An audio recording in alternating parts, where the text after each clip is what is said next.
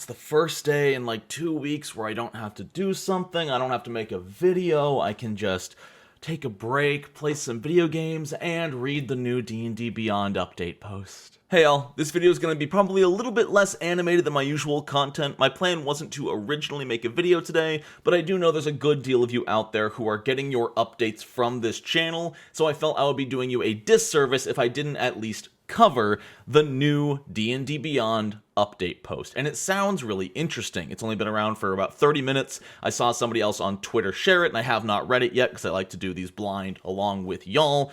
But it sounds like this one might have been written by actual employees and not bigwig CEOs pulling the strings from the background. So let's hunker down and see if they can save some face with this one. If it is written by an actual employee, I don't doubt that it is going to be more genuine. Because as everyone has been saying, and I agree with this, the employees and designers for Wizards of the Coast are not the enemy here. They are not the ones making these massive, ridiculous decisions like an AI dungeon master. No, they're just doing what they're told. So today, we're going to see what they can tell us, which again might still be skewed. I don't know if you saw the update that said that Wizards of the Coast employees have been fired just for speaking up. That's terrifying. So we'll see, and I'll keep that in the back of my mind as I read this update. A working conversation about the open game license by Kyle Brink. Hi, I'm Kyle Brink. Hi, Kyle Brink. The executive producer on D&D. It's my team that makes the game we all play. D&D has been a huge part of my life long before I worked at Wizards and will be for a long time after I'm done. My mission and that of the entire D&D team is to help bring everyone the creative joy and lifelong friendships with D&D, blah, blah, blah, blah, blah, blah. I get why they start the posts with this fluff of we all love D&D and want to love it forever because it's important. I guess it's to establish that camaraderie, but I feel like that time has passed. And if you're just trying to hit a word limit, it kind of shows. These past days and weeks have been incredibly tough for everyone. As players, fans, and stewards of the game, we can't and we won't let things continue like this. I am here today to talk about a path forward. First, though, let me start with an apology. Thank you. This is already better than the other post. Thank you. We are sorry. We got it wrong. This is what I wanted. This is all I wanted from Wizards. This has already bumped up my opinion on you from like an F to a D-. You can still graduate on that. Our language and requirements in the draft OGL were disruptive to creators and not in support of our core goals of protecting and cultivating an inclusive play environment and limiting the OGL to TTRPGs. Then we compounded things by being silent for too long. Thank you. They're owning up to mistakes. That's the first step. Now, how are you going to correct it? We hurt fans and creators when more frequent and clear communications could have prevented so much of this. Yes, yes, yes, yes.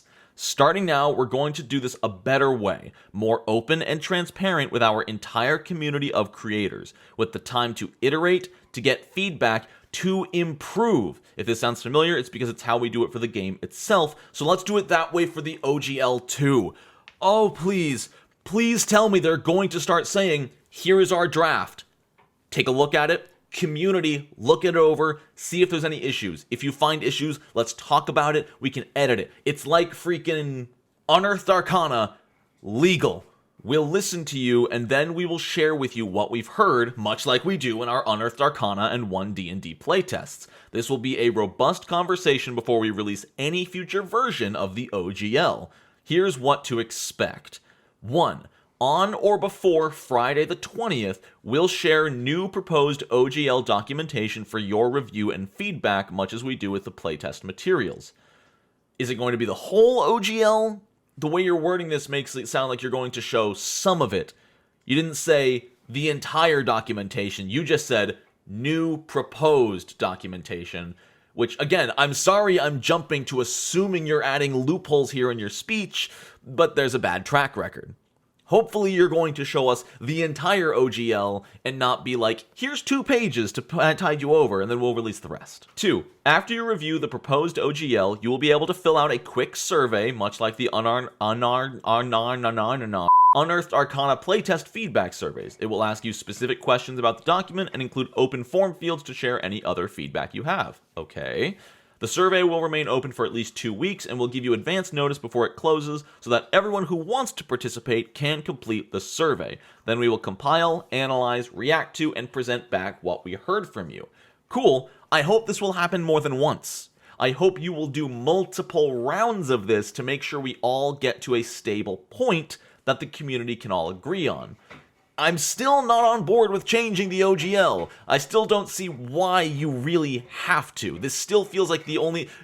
Your bowl is no longer full of food. You're okay. I love you. I love you. I know, you're scared of cameras. Alright, let's get down here. Oh. It still feels like you only want to change the OGL for the ability to monetize things. I know you keep claiming we're doing it to protect the integrity of the game, to protect the creators of the game, to protect the content, but I feel like no one's threatening that right now. To my knowledge, Wizards of the Coast is the only group that's made NFTs out of Wizards of the Coast property. So when that was with Magic the Gathering, I don't know of anyone who's done Dungeons & Dragons NFTs, and part of me feels like you're trying to find a way to make it so you can. Again, sorry I'm doomsaying, just going off previous experiences here, I don't see why the OGL needs a change in the first place outside of trying to make Hasbro more money. Finally, you deserve some stability and clarity. We are committed to giving creators both input into and room to prepare for any update to the OGL. Also, there's a ton of stuff that isn't going to be affected by an OGL update. So today, right now, we'll lay out all of the areas that this conversation will not touch. Any changes to the OGL will have no impact on at least these creative efforts. Video content. So, I actually just read a post about an hour ago by Ginny D on Twitter that embodied everything I have as an issue with what's going on right now. People are saying, including this update, oh, don't worry, the OGL update isn't going to affect your videos. You can still keep making videos, you can still keep getting views, you can still keep making money. Well, what does that mean for the community, Wizards? What about our community? Or the people who made D&D content, and all of a sudden, 30% of the player base just quit the game because they don't trust the company anymore. Or especially if the creator doesn't trust the company anymore. Why would the creator keep making content, even though you say it's okay, if either A, they don't like your company anymore, so they don't want to make free publicity for you as they've been doing for 5 years, or B, their audience doesn't like you anymore. So along with losing that audience, they're going to lose those views. They're going to lose that ad revenue. They're going to lose that spark because their community, the community built around their channel, starts falling apart. How are you going to fix that with your OGL changes, Wizards? God, at this point, no one really cares about the OGL touching video creator content. You know what? We'll find ways to do free use around it. The damage has been done. And while sure it's been helpful for some channels like mine, I'm not going to pretend I haven't profited off this. I absolutely have. But it's going to hurt a lot more people than it's going to help. And that's not okay. I mean, it already has. The OGL also won't impact your accessories for your owned content. No changes to the OGL will affect your ability to sell minis, novels, apparel, dice, whatever. Okay, so that's... If you want to be able to sell accessories related to your work, that's fine. Which would be kind of ridiculous if you tried to take away the ability to sell accessories of content they wrote. That would be disgusting. That lines up with the old OGL anyway. The old OGL didn't say we don't own our content, it just says you can use it for free. That's the problem, Wizards. Oh boy, our non-published works aren't getting stolen from us. So if you write down the Bimbo class for D&D 5e and put it in your notebook on your shelf, good news! Wizards can't come to your house and take it from you. What does that mean? Like, I guess if you're commissioned to make a class for someone else's table, but if you're not releasing it to the public, why would you even need the OGL? This says 0. That is a nothing statement right there. VTT content still allows people to use the OGL for VTTs? Was that in question? I guess the thought was that they would take money from you if you did stuff for the VTTs under the old OGL, so maybe this new one won't take your money? We'll see. It doesn't say they won't take your money. It just says you'll be allowed to publish on VTTs. Again, I feel like I'm reading all of these in the most negative context possible, and I apologize for that if that's coming across as unfair. But you gotta understand, the last 2 weeks of my life have just been filled with Wizards of the Coast saying nothing, Wizards of the Coast lying, Wizards of the Coast hiding, and Wizards of the Coast trying to take role-playing game as a monopoly. So, apologies if I read into this a little too much. DM's Guild content isn't changing. OGL 1.0a will not be impacted. Good. That is a huge relief, and the fact that they are coming out and saying that black and white is anything published under 1.0a will not be impacted. We cannot retroactively update the OGL. Great. Cool. Fantastic. Your revenue. There will be no royalty or financial reporting requirements. That's good. As well as the ownership of your content. You continue to own your content with no license back requirements. Okay, I looked up the exact legal definition of a license back, and that is really good news. The license back is exactly what they had in the first OGL, which gave Wizards of the Coast the right to use your content for any purpose. If this post is being completely honest, then if they are taking no money and they are not claiming any ownership or ability to use our content, then it should be good. But at that point, I ask you a very special question. Why are you changing the OGL anyway? This is already what OGL 1.0a says. So again, unless you're trying to be sneaky and get some kind of personal gain from this, why? You claim it's to protect us from NFTs, which sounds like a threat that's not happening. That's all from me for now. You will hear again from us on or before Friday as described above, and we look forward to the conversation.